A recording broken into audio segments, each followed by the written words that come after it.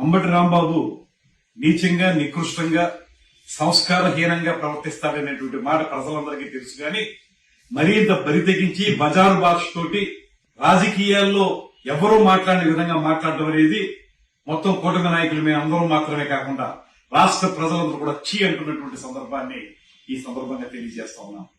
అంతేకాదు రాజకీయ నాయకుడిగా మాత్రమే కాకుండా అసలు ప్రజా జీవితంలో ఉండడానికే అంబటి రాంబాబు అర్హుడు కాదనేటువంటి మాటను కూడా ఈ సందర్భంగా తెలియజేస్తున్నాం. కొంతమంది దీనికి ఏదో కులం రంగు పొలవాలనేటువంటి ఆలోచన చేస్తా ఉన్నారు. వారందరికీ కూడా తెలియజేస్తా ఉన్నాను, మన ఇంట్లో తల్లి తండ్రి, మన ఇంట్లో చెల్లి, వీళ్ళందరినీ ఎవరైనా దూషిస్తే మనం ఎంతవరకు దాన్ని సహించగలుగుతాం. ఇవాళ రాంబాబు మాట్లాడినటువంటి మాటలు ఒక ముఖ్యమంత్రి స్థానంలో ఉన్నటువంటి చంద్రబాబు నాయుడు గారిని, వారి పెద్దల్ని కించపరిచే విధంగా పచ్చి బూతులతోటి మనం మాట్లాడడానికి కూడా వీలులేనటువంటి భాషతోటి మాట్లాడడం అనేది ఎవరు కూడా సహించేటువంటి విషయం కాదు. ఎంత ప్రజలు మిమ్మల్ని చీకొట్టినప్పటికీ కూడా ఇంకా మీరు తగుదనమ్మా అని రోడ్ల మీద వచ్చి మాట్లాడడమే తప్పు. చేసిన తప్పులన్నీ కప్పిపుచ్చుకోవడానికి రకరకాల వేషాలు వేస్తున్నటువంటి మిమ్మల్ని ప్రజలు ఇప్పటికెప్పుడో చేత్కరించారు.